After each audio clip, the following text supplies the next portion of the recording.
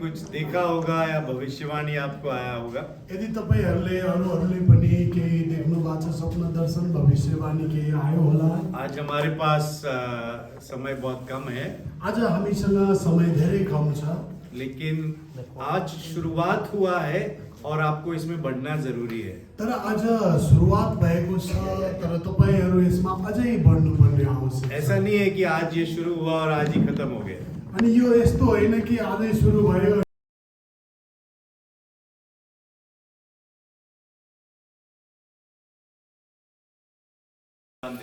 अनि पवित्र आत्माले सबैलाई वरदान दिन्छ। तो आगे भी आप आराधना जब करेंगे, जब भी इकट्ठा होंगे, जब तपाईहरु आराधना गर्न जम्मा हुनुहुन्छ,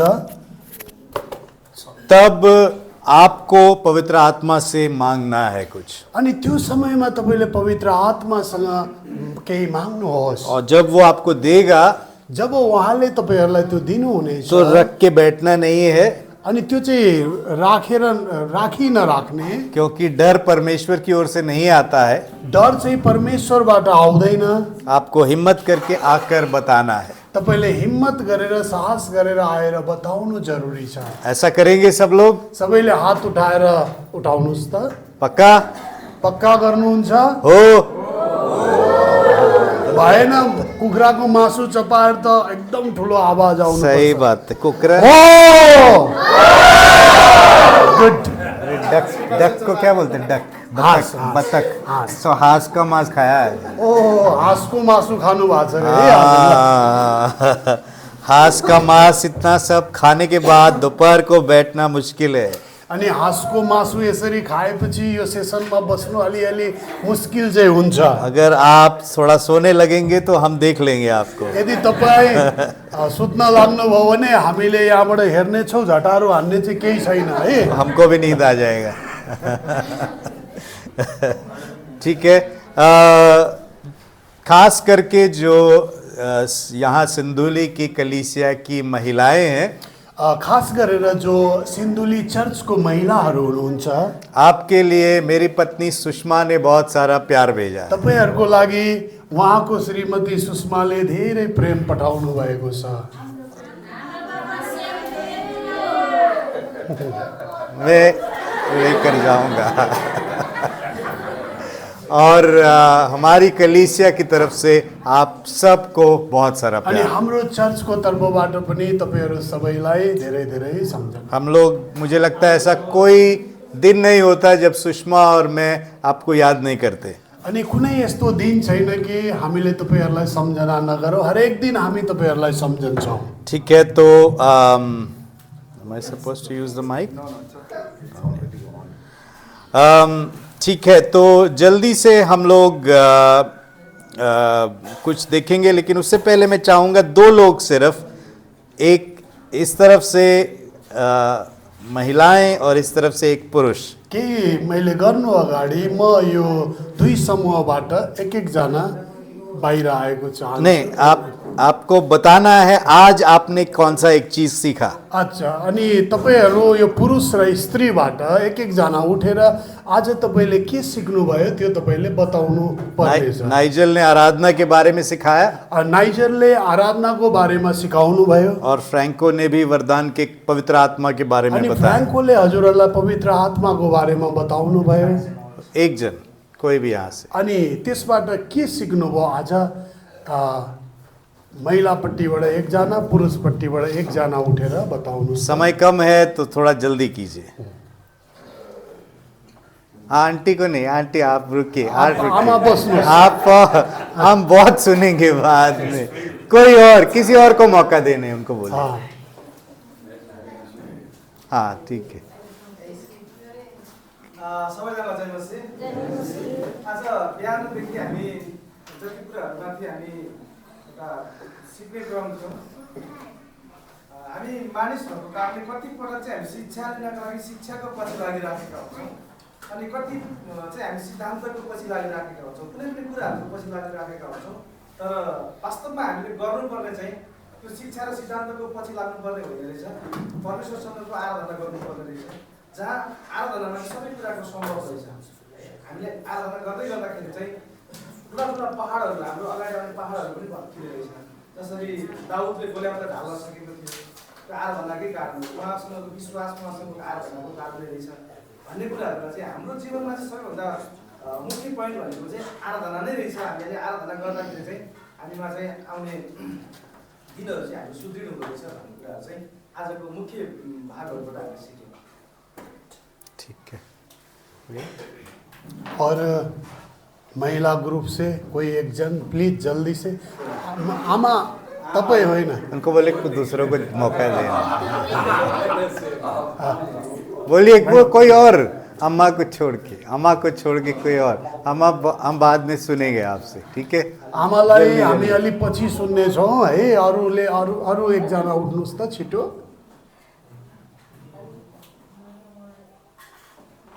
मैं नाम लूँ क्या? नामै लिएर उठाउनु पर्ने जस्तो लाग्यो। नाम ले लूँ क्या? गोपाल बोल रहे ले लो। हाँ ठीक है। आराधनाको बारेमा सिक्दाखेरि चाहिँ विशेष गरी हाम्रो मुख्य केन्द्रबिन्दु भनेको आराधना रहेछ होइन। अनि त्यसपछि परमेश्वर जहिले पनि आराधकहरू चाहिएको रहेछ। अनि परमेश्वर चाहिँ जहिले पनि आराधकहरू खोज्नु हुँदो रहेछ। अनि त्यो आराधक चाहिँ हामी हुनुपर्ने रहेछ। अनि त्यसपछि जब हामी आराधना गर्छौँ भने अनि परमेश्वरलाई हामी नजिकबाट चिन्न सक्छौँ भन्ने कुराहरू मैले बुझेको छ। अनि हरेक क्रिस्चियनहरूको जीवनमा चाहिँ विशेष गरी आराधनालाई चाहिँ केन्द्रित हुनुपर्ने रहेछ जीवनमा चाहिँ। अनि त्यसपछि अनि हामी जब परमेश्वरलाई चाहिँ हृदयको सत्यता र आत्मामा आराधना गर्छौँ भने हामीले चाहिँ शत्रुसँग लड्न सक्ने रहेछ। अनि शत्रुबाट प्रभुले हामीले बचाउनु हुने रहेछ भन्ने कुराहरू हामी आराधनाबाट। अनि यो कुराहरू चाहिँ मैले बुझेको थिएन। अनि मैले पनि आराधना हामी परमेश्वर आराधना मात्रै गर्ने हो भन्ने हिसाबले बुझेको थिएँ। तर आराधना चाहिँ यति ठुलो पछाडिबाट ठुल्ठुलो कामहरू पनि हुँदो रहेछ। अनि आराधनाले चाहिँ हामीलाई शत्रुसँग लड्न सक्ने शक्तिहरू दिनुहुने रहेछ। अनि आराधनाले चाहिँ हाम्रो जीवन पनि परिवर्तन हुने रहेछ भन्ने कुराहरू चाहिँ मैले सिकेको छु आराधनाको बारेमा। अनि त्यसपछि तल वरदानको बारेमा पनि थुप्रै कुराहरू सिकेको थिएँ। तर पछि ओके, धन्यवाद। हामी ताली बजाएर स्वागत गरिदिन्छौँ। धन्यवाद दिनेछु। ठीक है। हर कोई चाहता है कि जो कितने यहाँ पर लीडर हैं, अगुवे हैं, पास्टर हैं? कतिजना लिडर पास्टर हुनुहुन्छ? अगुवा पास्टरहरू हात उठाउनुहोस् त। ठीक है, बहुत अच्छा। हर कोई चाहता है कि हमारी जो कलीसिया है वो बहुत स्वस्थ हो। अनि हामी सबैले चाहन्छौँ कि हाम्रो चर्च जो छ एकदम स्वस्थ चर्च होस् भनेर। काफी हद तक एक पास्टर जो होता है वो पिता की तरह होता है। अनि सकेसम्म चाहिँ एउटा पास्टर चाहिँ पिताको रूपमा नै चिनिन्छन्। जैसे एक पिता चाहता है कि उसका जो बच्चा है वो हर तरह से स्वस्थ हो। जसरी आफ्नो बुवाले आफ्नो छोराछोरीलाई चाहनुहुन्छ कि वो हमेशा स्वस्थ रहोस्, वैसे ही एक पास्टर भी चाहता है। अनि एकजना पास्टरले पनि त्यही नै कुरा चाहनुहुन्छ। और बाइबल हमें बहुत कुछ बताता है कलीसिया के बारे में। अनि बाइबलले हामीलाई धेरै कुराको बारेमा बताउँदछ। पौलुस हमें बहुत कुछ सिखाता है। अनि पावलले पनि हामीलाई धेरै कुरा सिकाउनु हुँदछ। तो कुछ बातें हैं जो मैं आपसे बांटना चाहूँगा। अनि केही कुराहरू छन् जो चाहिँ हामी तपाईहरुको बीचमा बाँडचुँड गर्न चाहन्छौँ। ये मैंने सीखा है अपने अगुओं से, अनि यो चाहिँ मैले आफ्नो अगुवाहरूबाट सिकेको छु। और मैंने अपने अनुभव में भी इसको पाया है। अनि मैले यो आफ्नो अनुभवबाट पनि यो पाएको छु। तो एक स्वस्थ कलीसिया कैसी होती है? अनि एउटा स्वस्थ चर्च चाहिँ कस्तो हुन्छ? ठीक है, तो हमने बहुत कुछ सीखा है कल और आज, हामीले हिजो र आज धेरै कुरा सिक्यौँ। और इस सब को याद रखना बहुत जरूरी है। अनि यी सबै कुरालाई तपाईहरुले चाहिँ स्मरण गरेर राख्नु होला। तो सबसे पहला चीज, अनि सबैभन्दा पहिलो चीज चाहिँ एक स्वस्थ कलीसिया वो होती है एउटा स्वस्थ चर्च चाहिँ त्यो हुन्छ जिसमें एक सशक्त करने वाले अगुवे होते हैं। अनि जसलाई चाहिँ एउटा राम्रोसँग त्यसलाई रेखदेख गर्ने एउटा अगुवा हुन्छ। सशक्त मतलब दूसरों को सशक्त करने वाले, तैयार करने वाले, अरूलाई तयार गर्ने, भन्नु न तयार गर्ने, बढ़ाने वाले, बढाउने है। ठीक है।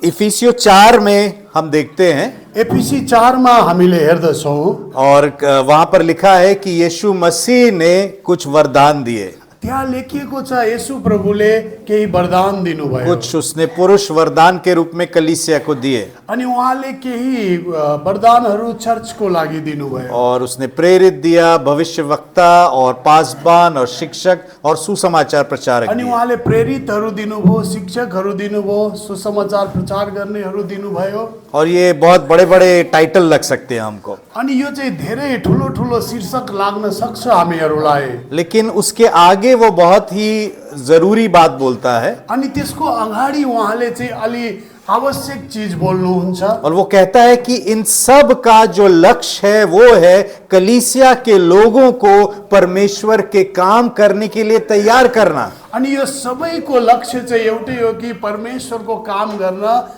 उनीहरू चाहिँ अगाडि बढुन्। तो जो अगुवा है, जो पास्टर है, जो अगुवा छ, जो पास्टर छ, उसका एक लक्ष्य है, उसका मकसद ये है कि लोगों को परमेश्वर के काम के लिए तैयार करना।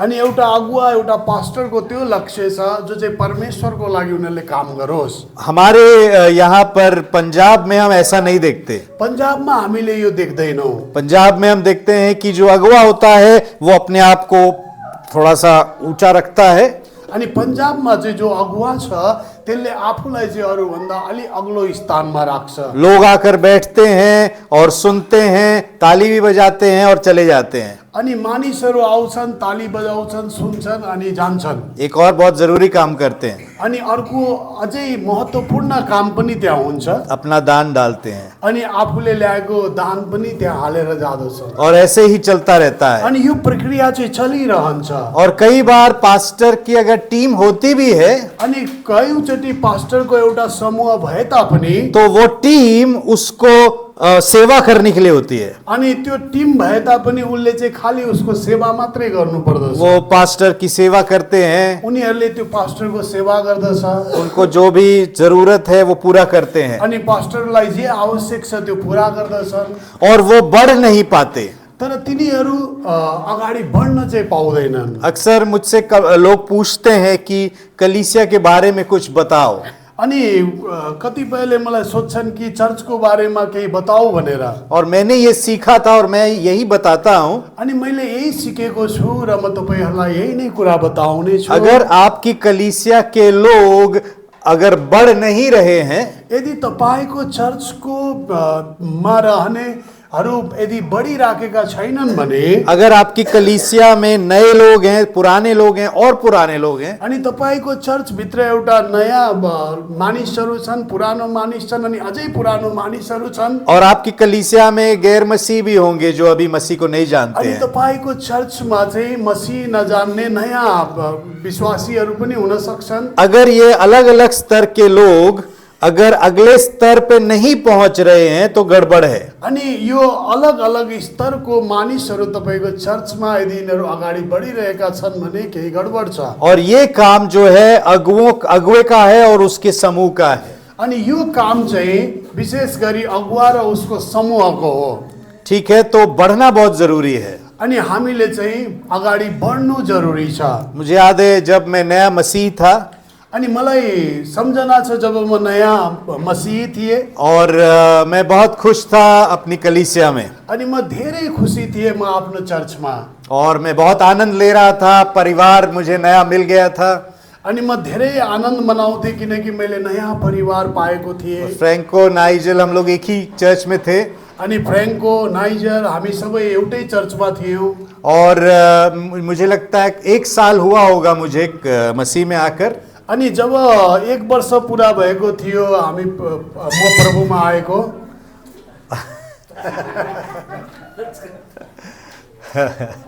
और तभी मुझे मेरे पास्टर ने कहा कि जो सेटअप का टीम होता है, क्या तुम उसमें सेवा करना चाहोगे?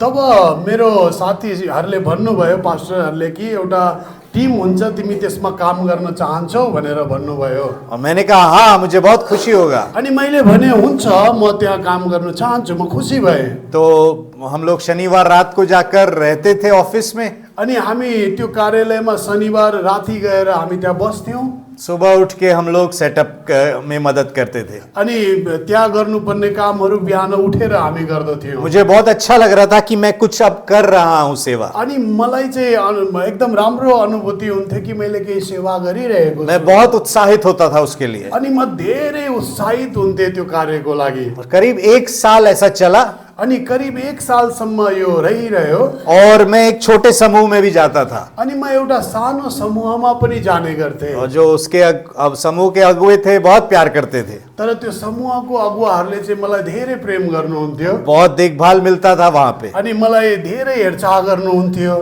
और बहुत अच्छा चल रहा था सब कुछ। अनि सबै कुरा धेरै राम्रोसँग चलिराखेको थियो। करीब 1 साल के बाद में तर 1 सालपछि हमारा छोटे समूह का जो अगुवा है वो चला गया। अनि हाम्रो त्यो जुन सानो समूहको एउटा अगुवा थियो, ऊ चाहिँ त्यहाँबाट गयो। उनको कहीं जाना पड़ गया। अनि उहाँलाई त्यहाँबाट जानु पर्यो कतै अन्तै। और हमारे पास्टर ने मुझे बुलाया।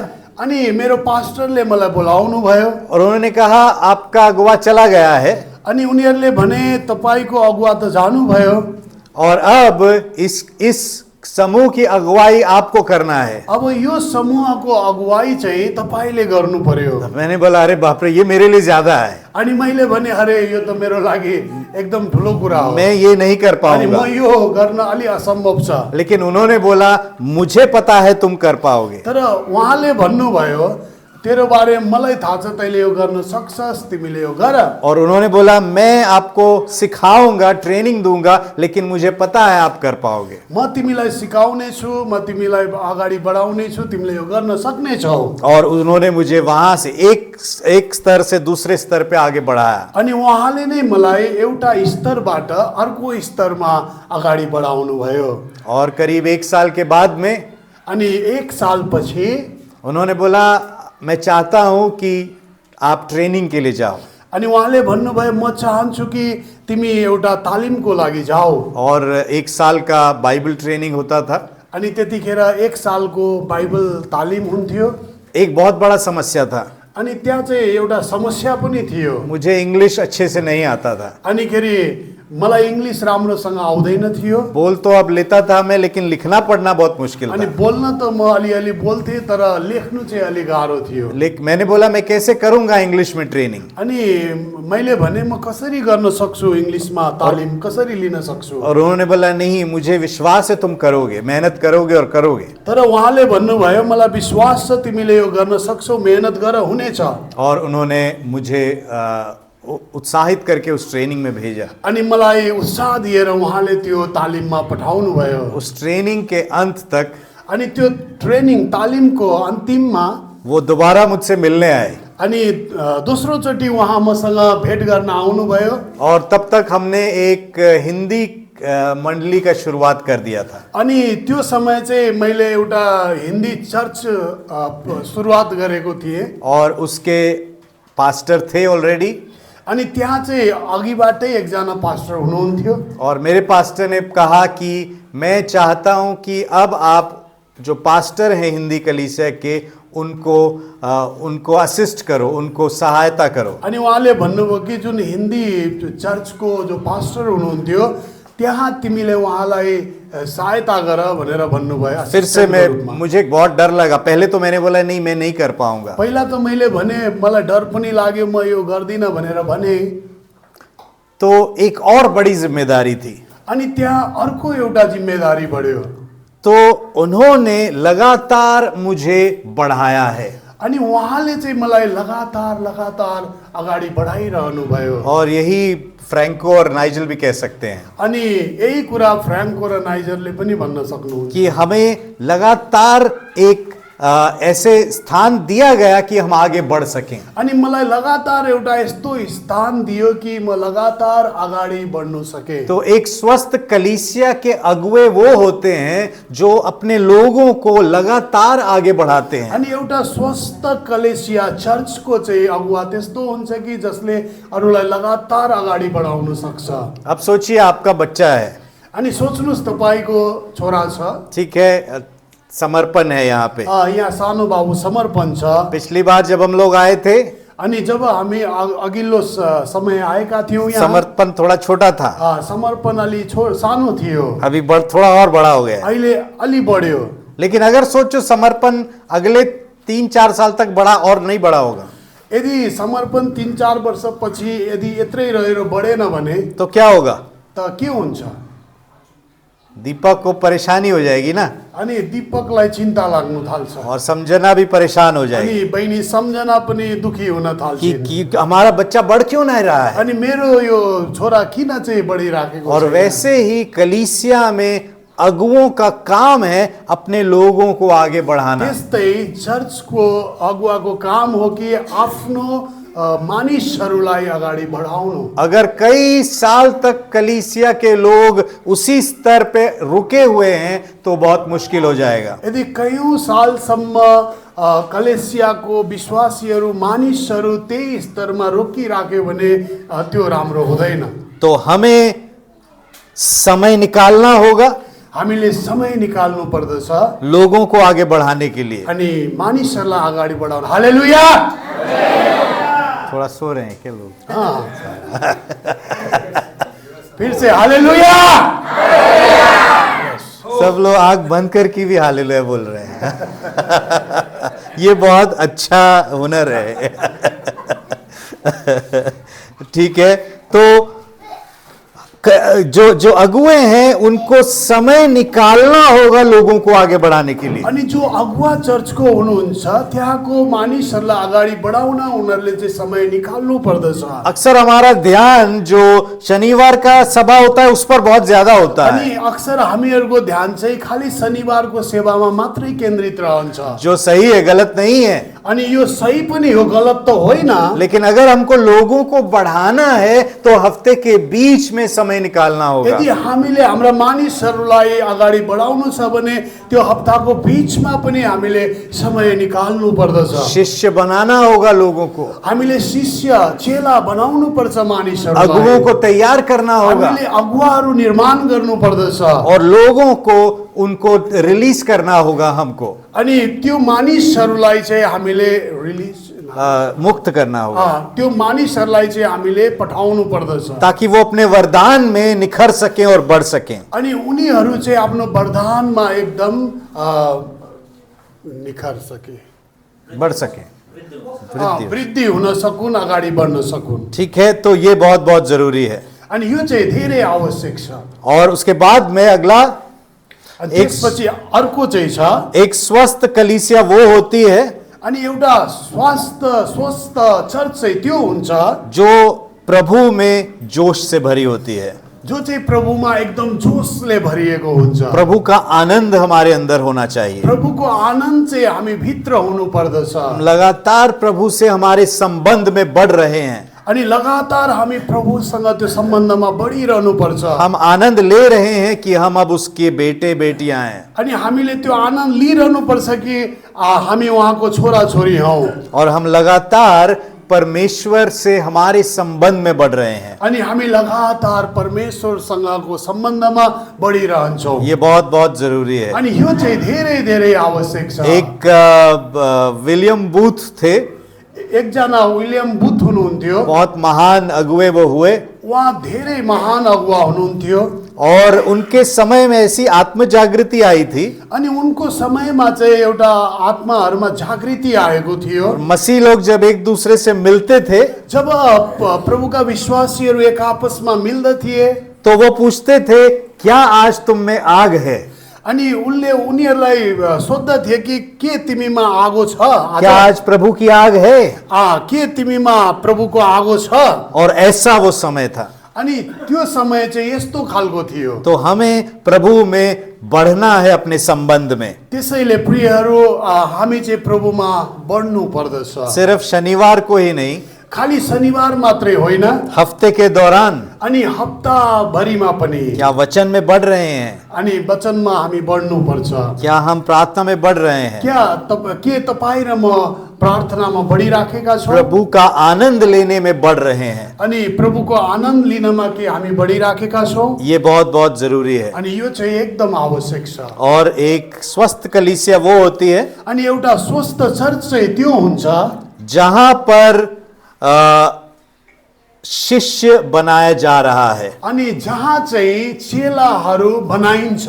मत्ती 28 में यीशु ने क्या कहा अंत में? मत्ती 28 मा प्रभुले के भन्नुभयो अन्तमा?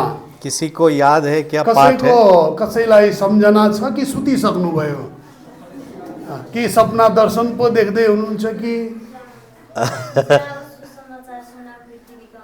Hallelujah, hallelujah. समझना को एक ताली देंगे। ताली बजाएर हामी सम्झना बहिनीलाई धन्यवाद दिन्छौँ। जाओ और मेरे नाम से शिष्य बनाओ। अनि त्यहाँ लेखिएको छ जाओ र मेरो नाममा चेलाहरू बनाओ और मैं तुम्हारे साथ में हूँ। म तिम्रो साथमा छु। 2 तिमुथियुस 2:2 में पौलुस कहता है, दोस्रो तिमोथी 2:2 मा पावल भन्नुहुन्छ, तिमुथियुस से कह रहा है पौलुस, पावलले तिमोथीलाई भन्नुहुन्छ, मैंने तुमको सिखाया है मैले तिमीलाई सिकाएँ और जो भी मैंने तुम्हारे अंदर डाला है अनि जे मैले तिम्रो भित्र हाले तुमको ऐसे लोगों के अंदर डालना है तिमीले त्यस्तो मानिसहरूको भित्र गएर हाल जो आगे दूसरों में डाल सके। अनि जो चाहिँ अगाडि गएर अर्कोलाई अगाडि बढाउन तो सकोस्। 4 पीढ़ी का बात कर रहा है यहाँ अनि पे। यहाँ चाहिँ 4 पिढीको कुरा गरिराखेका छन्। पौलुस और तिमुथियुस, पावल र तिमोथी, तिमुथियुस के चेले अनि तिमोथीको चेला और तिमुथियुस के चेले के चेले। अनि तिमोथीको चेलाको चेला। तो दूर का देख रहा है अनि पौलुस। यहाँ पावलले धेरै टाढाको कुरालाई हेरिरहनु भएको तो छ। लगातार जो शिष्य बनना बहुत जरूरी है। लगातार चेला बनाउन एकदम आवश्यक छ। मेरी कलीसिया में कुछ लोगों को मैं शिष्य बना रहा हूँ। मैले मेरो चर्चमा केही मानिसहरूलाई म शिष्य बनाउँदैछु उनके साथ समय में बिताता हूँ, अनि उनीहरूको साथमा मैले समय बिताइरहेको छु। लेकिन उनको भी मैंने दूसरे लोगों को शिष्य बनाने के लिए कहा है। अनि मैले उनीहरूलाई पनि अरूहरूलाई पनि शिष्य बनाओ भनेर भनेको छु। तो जरूरी नहीं है कि कलीसिया में सिर्फ पासबानी शिष्य बनाएगा। अनि यो मात्रै आवश्यक छैन कि चर्च भित्र खाली पास्टरले मात्रै चेला बनाउने हो। क्या गोपाल 70 लोगों को शिष्य बना सकते हैं? के गोपालले 70 जनालाई चेला बनाउन सक्छौ? हाँ, सक्छौ? 70 के 70 लोगों को बैठकर वो बढ़ा सकते हैं, सिखा सकते हैं? तपाईले 70 जनालाई चेला बनाएर त्यसलाई सिकाउन सक्नुहुन्छ? मुश्किल है ना? त्यो मुस्किल छ नि, हैन? है ना? तो इसीलिए सिर्फ पास्टर नहीं, आगे से आगे शिष्य बनाना बहुत जरूरी है। अनि त्यसैले पास्टरले मात्रै होइन अरूले पनि शिष्य बनाउनु आवश्यक तो छ। जिनको हम शिष्य बना रहे हैं, जसलाई हामीले शिष्य बनाउँदछौँ हमको उसी के साथ साथ उनको भी बढ़ाना है और उत्साहित करना है कि वो भी आगे शिष्य अनि बनाए। त्यसको साथसाथ हामीले उनीहरूलाई उत्साह दिउँ र उनीहरूले पनि अरू शिष्यहरू चेलाहरू बनाउन्। ठीक है, और आज हमने आराधना के बारे में सीखा अनि तपाईँ र हामीले आज आराधनाको बारेमा सिक्यौँ और हमने सीखा आज की आराधना जो है ये हमारी सबसे पहली बुलाहट है। अनि हामीले सिक्यौँ कि आराधनाकै लागि सबैभन्दा पहिले हामीलाई बोलाइएको छ भन्ने कुरा सिक्यौँ हामीले। और इसके ऊपर मुझे ज्यादा बात करने की जरूरत अनि नहीं यो है। माथि मैले धेरै कुरा गरिरहनु आवश्यक छैन। सिर्फ इतना ही कहूंगा कि जो सीखा है उसको पकड़ना है, हमको छोड़ना अनि नहीं म है। तपाईहरुलाई यति आग्रह गर्न चाहन्छु कि तपाईहरुले जे सिक्नुभयो त्यसलाई समाउनुस् र व्यवहारमा लागू गर्नुस्। एक चीज एक बार फिर, जैसे नाइजल बता रहे थे, एक बार फिर मुझे छू गई आज। अनि जुन कुरा नाइजलले भन्नुभएको थियो त्यही कुराले एकचोटि मलाई छोएको छ। कि जब हम आराधना में आते हैं, जब हामी आराधनामा आउँछौँ परमेश्वर से मिलना बहुत जरूरी है। परमेश्वरसँग भेट गर्नु आवश्यक छ। सब कुछ यहाँ पे बैंड बहुत अच्छा है, अनि यहाँ सबै कुरा धेरै राम्रो छ हमारे पास गिटार है और जैम क्या बोलते हैं उसको, ड्रम, हाँ जैम्बे है, हामीसँग गिटार छ, बजाउने साधनहरू छन्, कहोंग, ठीक है, और सब कुछ है, लेकिन अगर प्रभु से हम मिले नहीं है तो गड़बड़ है। सबै चिज हामीसँग छ, बजाउँछौँ, तर हाम्रो मिलन चाहिँ यदि प्रभुसँग हुँदैन भने त्यो काम छैन। तो एक स्वस्थ कलीसिया वो होती है जहां पर एक प्रेरणा से भरा हुआ आराधना होता है। एउटा स्वस्थ चर्च चाहिँ त्यो हुन्छ जहाँ चाहिँ प्रेरणाले भरिएको आराधना हुन्छ। एक जगह पर पौलुस कहते हैं, एक ठाउँमा पावलले भन्नुहुन्छ, जब कोई गैर मसीह तुम्हारे बीच में आए, जब कोही प्रभुलाई नजान्ने व्यक्ति तिमीहरूको बीचमा आउँछन्, तुम्हारी आराधना में वो प्रभु से मिल सके। अनि तिमीहरूको आराधनामा आउँदा ऊ चाहिँ प्रभुसँग उसले मिल्न पाओस्। Hallelujah, hallelujah, hallelujah. सब बोल रहे हैं, बोल रहे हैं। सब बोल रहे हैं, ठीक है। ये वाला जो है हर जगह नहीं होता, लेकिन होगा तो अच्छा है।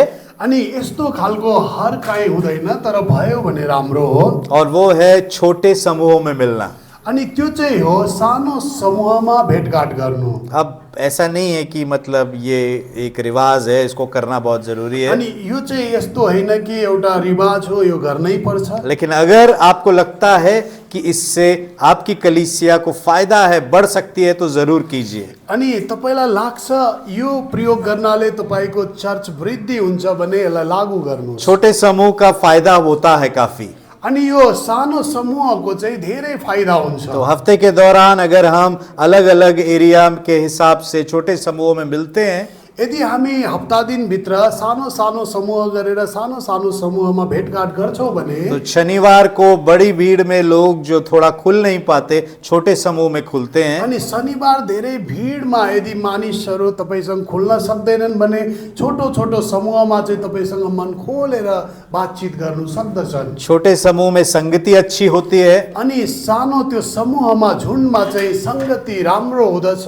और छोटे समूह में नए लोगों को लाना भी थोड़ा आसान होता है। अनि सानो समूहमा चाहिँ नयाँ व्यक्तित्वहरूलाई ल्याउन पनि एकदम सजिलो हुन्छ। कई बार किसी को दूर लेकर जाना थोड़ा मुश्किल होता है, अनि कयौँचोटि कसैलाई धेरै टाढा लैजानु चाहिँ धेरै मुस्किल हुन्छ। लेकिन अगर आप बोलते हैं यहीं पे पास में ही है, तो आ जाते हैं लोग। यदि त्यसलाई यहाँ नजिकै छ भन्यो भने चाहिँ त्यो सजिलै आउँछ। और अगर घर में है तो थोड़ा घर वाला वातावरण होता है, बहुत अच्छा लगता है। अनि झन् घरमा छ भने त त्यो घरको वातावरण हुन्छ, त्यो झनै राम्रो। छोटे समूह में ज्यादा चर्चा हो सकती है। अनि सानो समूहमा चाहिँ धेरै चर्चा गर्नु सकिन्छ। एक और फायदा है छोटे समूह का, अनि त्यो छोटो समूहको चाहिँ अर्को एउटा फाइदा छ छोटो झुन्डको। छोटे समूह में अगुओं का ट्रेनिंग भी होता है। अनि त्यो सानो झुन्डमा चाहिँ अगुवाको तालिम पनि हुन्छ। जो अगुआ है उसको निखरने में, बढ़ने में मदद मिलता है। अनि त्यो सानो समूहमा चाहिँ अगुवालाई अगाडि बढ्न, अझै अगाडि बढ्नु उसलाई धेरै सहज हुन्छ। अगर कलीसिया में 5 छोटे समूह हैं, अनि यदि तपाईको चर्च भित्र तपाईले 5 वटा सानो सानो समूह बनाउनु भयो भने, तो आप कम से कम 5 अगुओं को ट्रेन कर रहे हैं, तैयार कर रहे अनि हैं। तपाईले चाहिँ त्यो यहाँ 5 वटा अगुवाहरूलाई चाहिँ तयार गरिरहनु भएको हुनेछ। हालेलुया। एक स्वस्थ कलीसिया वो होती है, अगला पॉइंट, अनि पहिलो पोइन्ट त्यो छ, एउटा स्वस्थ चर्च चाहिँ यस्तो हुनुपर्छ जो मिशन के लिए उत्साहित होती है, अनि जो चाहिँ मिसनको लागि उत्साहित हुन्छ, जो लगातार बाहर देखती है। अनि जसले चाहिँ लगातार बाहिर हेर्दछ। मैं एक ट्रेनिंग कर रहा था, मैले एउटा तालिम गरिराखेको थिएँ, मैं सीख रहा था, म सिकिराखेको थिएँ। और वहां पर कुछ बताया गया जिससे मैं काफी हिल गया। अनि त्यहाँ कसैले केही बतायो, त्यो सुनेर म धेरै अतालिए। और उन्होंने बोला कि कलीसिया में जो भी हम करते हैं वो सब हम अपने आप के लिए करते हैं। अनि उहाँले भन्नुभयो चर्चभित्र हामी जे गर्छौँ त्यो खालि हामीले आफ्नो लागि मात्रै गर्छौँ। जो भी सामान है वो हम अपनी सुविधा के लिए लेते हैं। अनि जो सामानहरू छ त्यो हामी हाम्रो सुविधाको लागि लिन्छौँ। शनिवार का मीटिंग अपने लिए करते हैं। शनिबारको मिटिङ जो छ त्यो हामी आफ्नो लागि गर्छौँ। यहाँ पे बच्चों का संडे स्कूल होता है क्या? होता है। हाँ, तो वो भी हम अपने लिए करते हैं। अनि बच्चाको त्यो बाल संगति पनि हामी आफ्नो लागि गर्छौँ। कहीं कहीं जगह पे युवाओं का सभा होता है, वो भी अपने लिए होता है। अनि कहीँ कहीँ हामी जवानहरूको सभा गर्छौँ त्यो पनि आफ्नै लागि हुन्छ।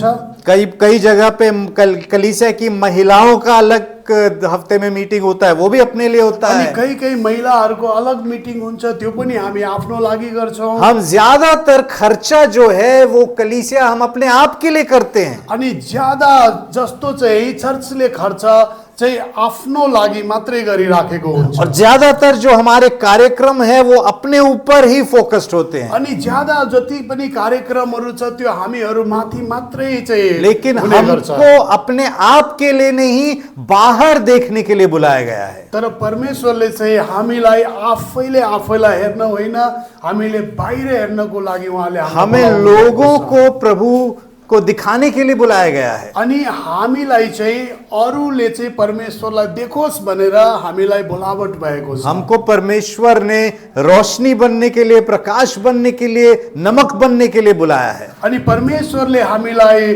ज्योति अनि नुन बन्नको लागि बोलाउनु भएको छ। रोशनी अपने आप के लिए होती है क्या? अनि ज्योति आफ्नै लागि मात्रै हुन्छ। जो ये लाइट है ये अपने आप के लिए जल रहा है क्या? यो लाइट तपाईले हेर्दै हुनुहुन्छ कि यो आफ्नो लागि बलेको हो? किसके लिए जल रहा है? कसको लागि भन्नुस् त? हमारे लिए जल रहा है। तो अगर हम लाइट हैं तो हमको दूसरों के लिए जलना है। अनि हामी यदि ज्योति हो भने त हामीले अरूलाई पो उज्यालो दिने त। तो एक कलीसिया को बाहर की तरफ देखने वाली होना है। अनि एउटा चर्च चाहिँ त्यस्तो हुनु पर्यो जसले चाहिँ बाहिर पनि हेरोस्। और एक्चुअली मैं मिशन के ऊपर सिखाने वाला था, अनि मैले चाहिँ हजुरहरूलाई मिसनको बारेमा सिकाउने। लेकिन बहुत कुछ हम कल से सीख रहे हैं ऑलरेडी मिशन के बारे में। अनि तर हिजोदेखि हामी धेरै कुरा मिसनको बारेमा सिकिराखेका सिर्फ छौँ। एक दो चीज मैं बताऊंगा जल्दी से। म एक दुईटा चीजहरू तपाईलाई छिटो भन्दा छिटो बताउने छु। मिशन की शुरुआत परमेश्वर से हुई है। अनि मिसनको सुरुवात चाहिँ परमेश्वरबाट भएको हो। मिशन सिर्फ नए नियम में नहीं आया है। अनि मिसन चाहिँ नयाँ नियममा आएको होइन। परमेश्वर ने जगत की उत्पत्ति से पहले उसकी ये इच्छा थी कि वो अपने आराधना के ऐसे लोग तैयार करेगा जो उसकी आराधना करेंगे। परमेश्वरले जगतको सृष्टि हुनुभन्दा अगाडि नै उहाँको इच्छा थियो कि उहाँले चाहिँ आफ्नो आराधकहरू उसकी आराधना करने वाले परिवार, उहाँको आराधना गर्ने परिवारहरू निर्माण भएको हुन् भन्ने उहाँको इच्छा थियो। परमेश्वर चाहता था कि उसकी जो महिमा है उससे पूरी पृथ्वी भर जाए। अनि परमेश्वर चाहनुहुन्थ्यो कि उहाँको महिमाले चाहिँ पुरै पृथ्वी भरियोस्।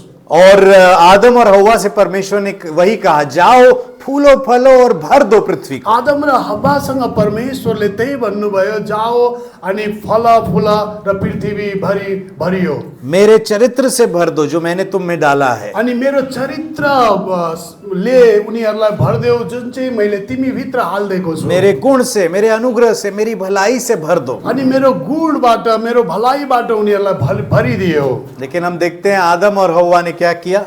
अनि हामीले हेर्छौं आदम र हव्वाले के गर्यो? वो अपनी बुलाहट से भटक गए। अनि उनीहरू चाहिँ आफ्नो बोलावटबाट भड्किए। अपने मिशन से भटक गए। वो उनीहरू आफ्नो मिशनबाट भड्किए। उन्होंने पाप किया और अपने रास्ते पे चले अनि गए। उनीहरूले पाप गरे अनि उनीहरूले चाहिँ आफ्नो बाटो खोजे। लेकिन पूरे बाइबल में हम देखते हैं परमेश्वर लोगों को बुलाता है अपने पास। अनि हामीले पुरा बाइबलमा हेर्यो भने परमेश्वरले चाहिँ मानिसहरूलाई बोलाउनु भएको छ आफूतिर। परमेश्वर ने अब्राहम को बुलाया, परमेश्वरले अब्राहमलाई बोलाउनु भयो। परमेश्वर ने इजराइल देश को बुलाया, परमेश्वरले इजरायल देशलाई बोलाउनु भयो। और परमेश्वर ने इजराइल से कहा कि तुम रोशनी बनोगे पूरी अनि दुनिया के लिए। परमेश्वरले इजरायललाई भन्नुभयो कि तिमी संसारको लागि ज्योति बन। लेकिन वो अपने दर्शन से भटक गए वो भी।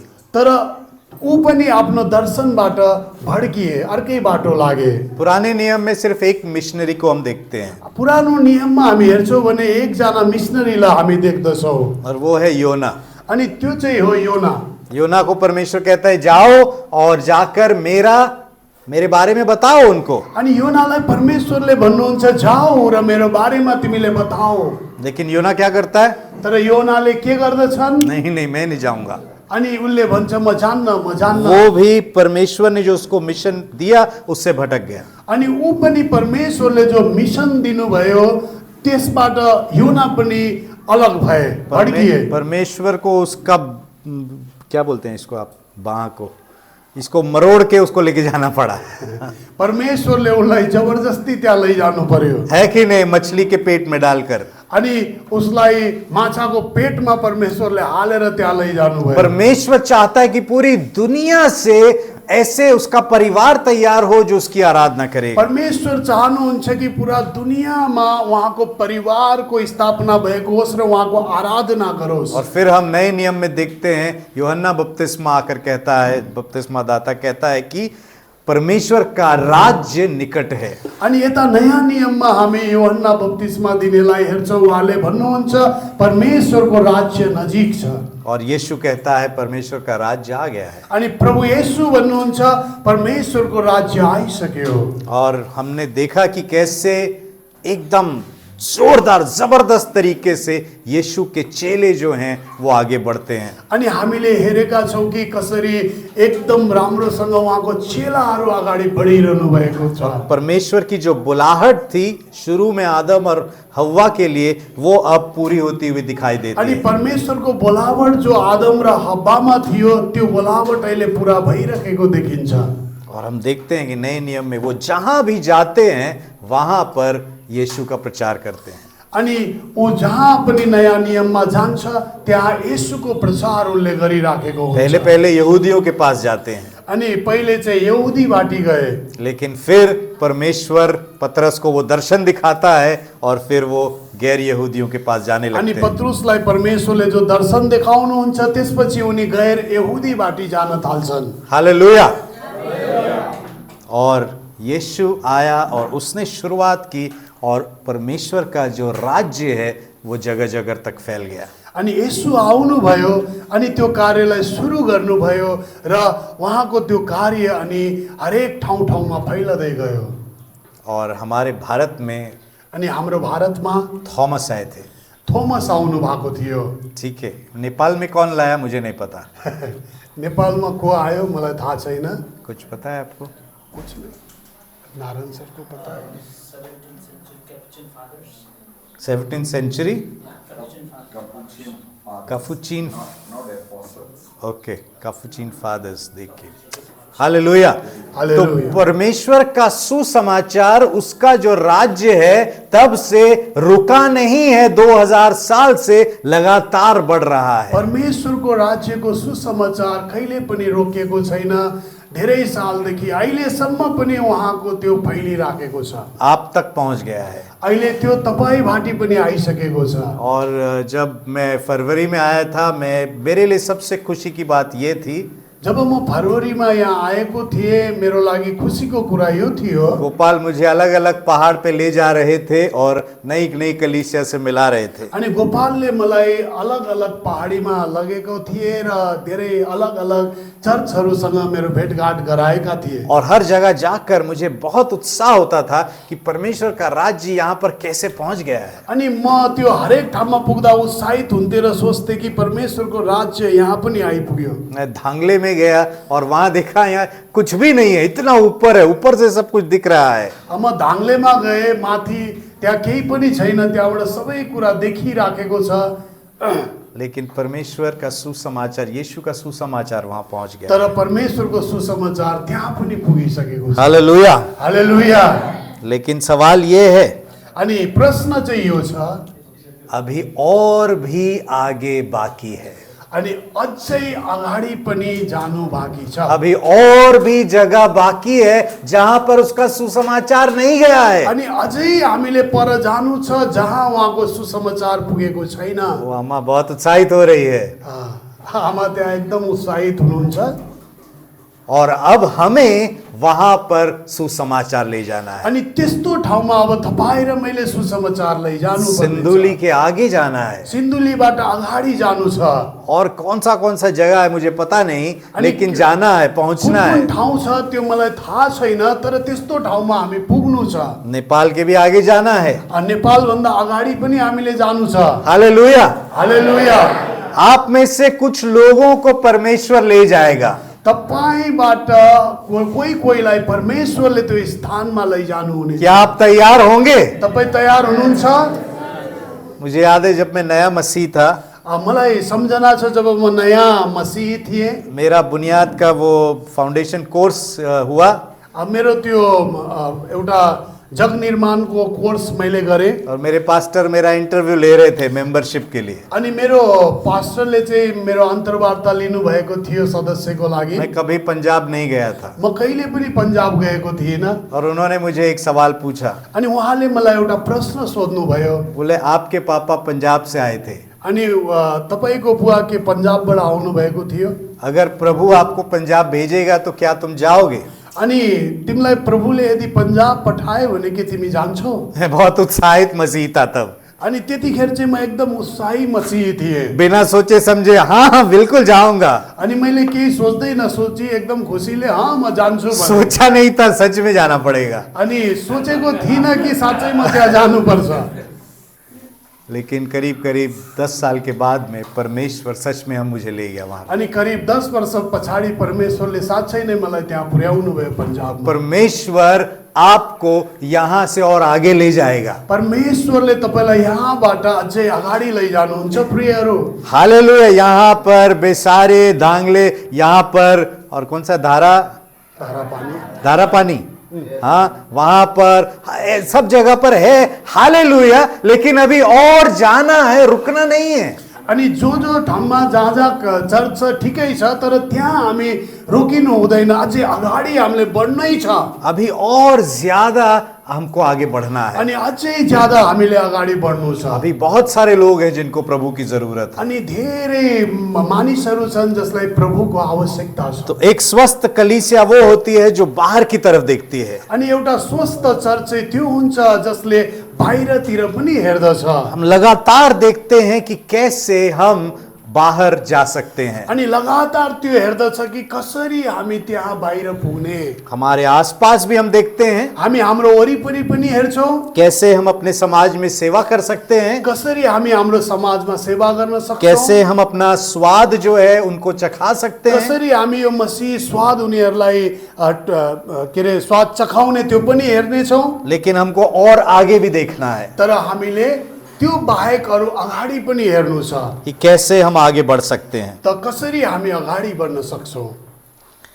ठीक है। और आखिरी वाला पॉइंट है, अब एउटा आखिरी अन्तिम पोइन्ट छ। एक स्वस्थ कलीसिया वो होती है जिसमें गहरे रिश्ते होते हैं, संबंध होते हैं। एउटा स्वस्थ चर्च त्यो हो जसमा चाहिँ गहिरो सम्बन्ध हुन्छ, जहां पर एक प्यार होता है, अनि जहाँ चाहिँ एउटा प्रेम हुन्छ, जहां पे एकता होती है। जहाँ चाहिँ एकता हुन्छ। हमारा रीजन्स बियॉन्ड में हम एक हमारा आदर्श है। अनि यो रिजन बियोन्ड्समा चाहिँ हाम्रो एउटा भनौँ न सिद्धान्त आदर्श छ। और मुझे वो बहुत अच्छा लगता है। मलाई त्यो चाहिँ धेरै राम्रो लाग्छ।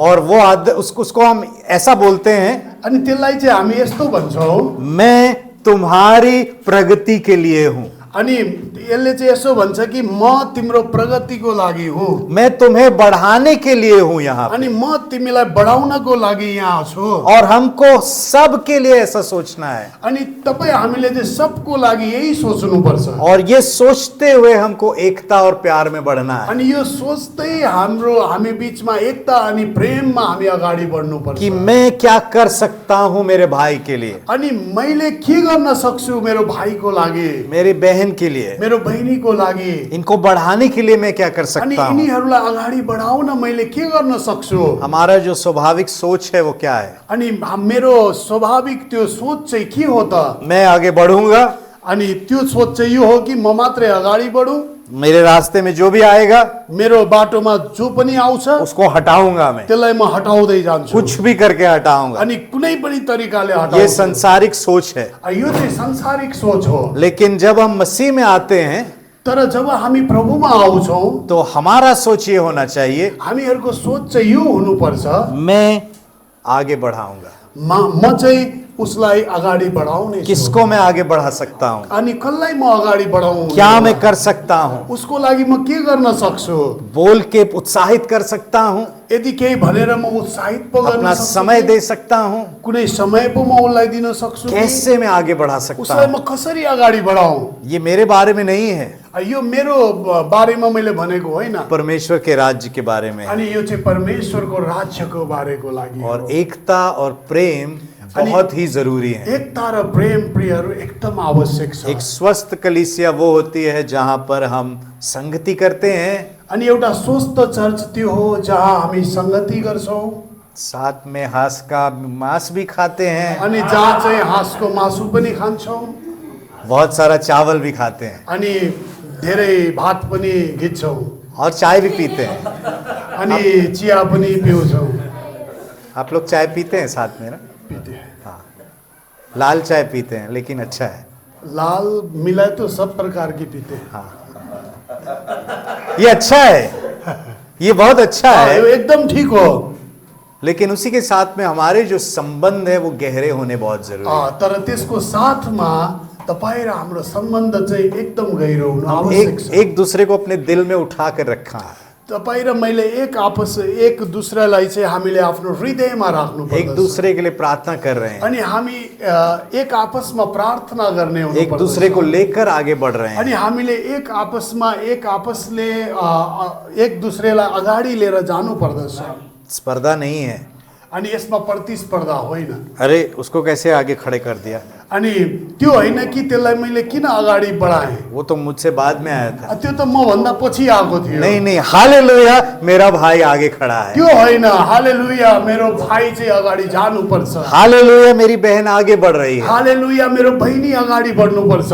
आमेन। आमेन। ये परमेश्वर का राज्य है। यो चाहिँ परमेश्वरको राज्य हो। तो एक स्वस्थ कलीसिया वो होती है जहां पर गहरे संबंध होते हैं, अनि एउटा स्वस्थ चर्च चाहिँ त्यो हो जहाँ चाहिँ गहिरो सम्बन्ध हुन्छ। एक दूसरे को आगे बढ़ाना होता है। अनि त्यहाँ चाहिँ एकले अर्कोलाई अगाडि बढाउने कार्य गर्दछ। एक स्वस्थ कलीसिया वो होती है वहां अगुवे सशक्त करते हैं दूसरों को, अनि एउटा स्वस्थ चर्च चाहिँ त्यो हुन्छ जसले जो अगुवाहरूले चाहिँ अरूलाई सशक्त पार्दछन्। जहां पर लोग प्रभु का आनंद लेकर उसमें बढ़ रहे हैं, अनि जहाँ चाहिँ मानिसहरूले प्रभुको आनन्द लिएर अगाडि बढिरहेका हुन्छन्, वहां पर लगातार शिष्यता हो रही है, शिष्य बन रहे अनि हैं, जहाँ चाहिँ लगातार चेलाहरू बनिरहेका हुन्छन्, जहां पे प्रेरणा से भरा हुआ आराधना हो रहा है, अनि जहाँ चाहिँ प्रेरणाले भरिएको आराधना भइरहेको हुन्छ, और जहां पर बहुत ही स्वस्थ छोटे समूह बढ़ रहे हैं, अनि जहाँ चाहिँ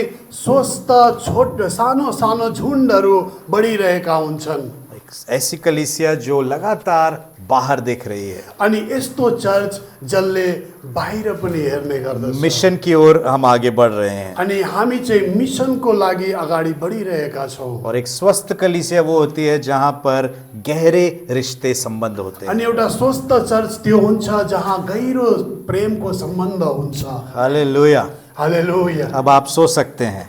अब तपाईहरु सुत्न सक्नुहुन्छ। बहुत बहुत धन्यवाद।